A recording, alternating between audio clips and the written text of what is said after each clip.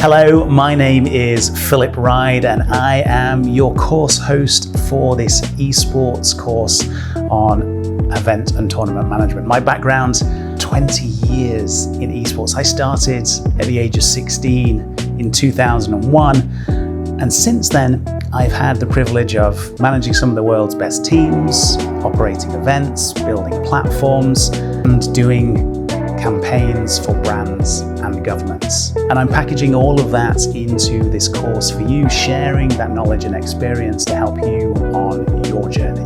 Esports has changed over the years, and what I want to do with this course is to give you that introduction to event and tournament management. I've put together in this course so that you've got a fully rounded understanding of what it takes to set up both small esports events all the way through to big international scale tournaments.